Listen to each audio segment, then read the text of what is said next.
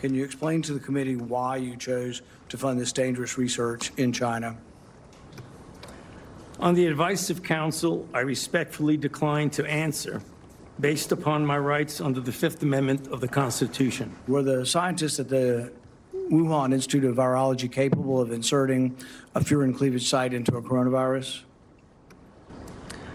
On the advice of counsel, I respectfully decline to answer based upon my rights under the Fifth Amendment of the Constitution. Many people believe this came from the lab. Do you think that the risks really are worth the benefits for gain-of-function research? On the advice of counsel, I respectfully decline to answer based upon my rights under the Fifth Amendment to the Constitution.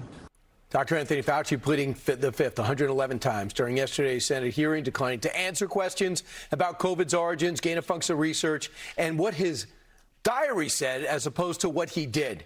The Trump administration banned funding for gain-of-function research due to its high risks. In a joint statement, the State Department and HHS saying, quote, an American-first approach to scientific research means ensuring that taxpayer dollars are never used to support dangerous gain-of-function research for proliferation, any other biorisk, whether conducting in the United States or abroad. That's pretty clear. State Department spokesman Tommy Pigott joins us right now.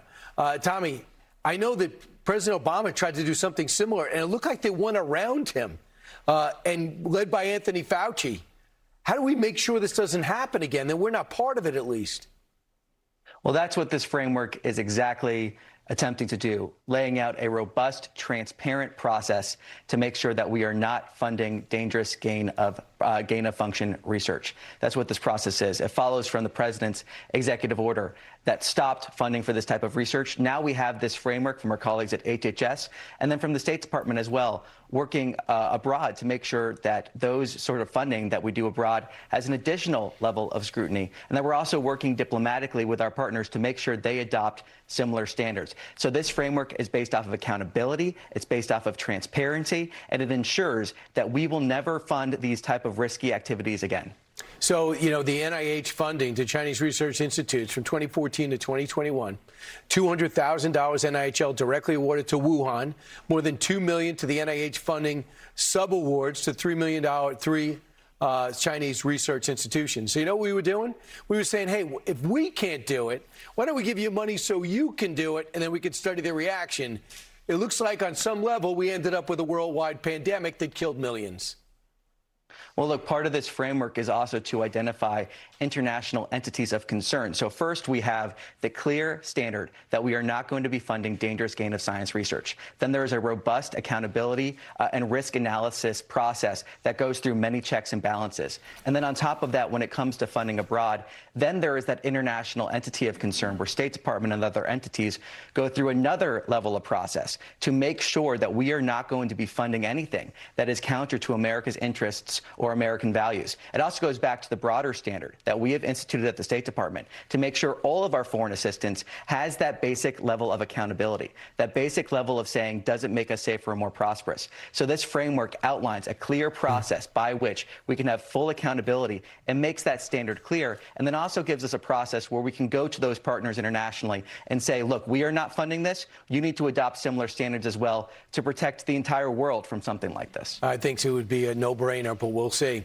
So Reuters has this report that Iran is getting shoulder-fired launch missiles, manpads, that they could put on their shoulders and try to take out our planes that might have hit one of our planes that shot down, and we almost lost a pilot because of that.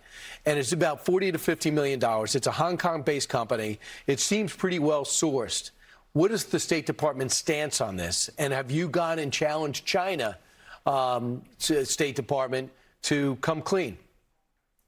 Well, look, the president addressing this yesterday, what I can say, speaking broadly, is that we continue to issue sanctions designations identifying entities that are helping to fuel the IRGC's destabilizing activities. We've announced several over recent weeks. We continue to do that to identify that. That includes their financing. That includes those companies or entities that are helping the IRGC evade U.S. sanctions. So we're committed to furthering that maximum pressure policy. And, of course, President Trump making clear to the Iranian regime that his policy is going to be a head for an eye. If we see the Iranian regime targeting U.S. troops, targeting U.S. interests, there will be consequences. All right. Thanks so much, Tommy. Appreciate it. A lot of moving parts today.